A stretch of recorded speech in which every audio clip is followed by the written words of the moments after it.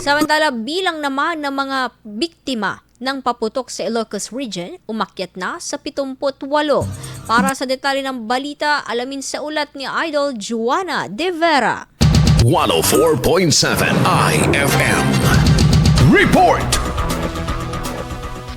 Umakyat na sa 78 kabuuan ng kaso ng firework-related injuries na naitala sa rehiyon mula December 21 hanggang alas 5 ng hapon ng December 31, 2025 ayon sa datos ng Department of Health. Batay sa ulat, may karagdagang 16 na kaso na naitala noon lamang December 31, 2025 dahilan upang tumaas ang bilang kumpara noong nakaraang taon. Ang kasalukuyang datos ay 2.6%, mas mataas kumpara sa 76 na kaso na naitala sa parehong petsa noong 2024. Ayon sa DOH, ang pangunahing sanhi ng mga pinsala ay ang paggamit ng walang label na paputok, partikular ang 5-star, quitis at boga. Pinakamarami sa mga apektado ang mga batang may edad 5 hanggang 9 na taong gulang at 10 hanggang 14 na taong gulang na bumubuo sa 24% ng kabuuang bilang at karamihan sa mga ito ay kalalakihan. Muling paalala ng DOH sa publiko na umiwas sa paggamit ng paputok at sa halip ay gumamit ng ligtas na alternatibo upang maiwasan ang mga aksidenteng maaaring magdulot ng pinsala o kapahamakan. Kasama mula rito sa IFM Dagupan, ito si Idol Juana De Vera. Tatak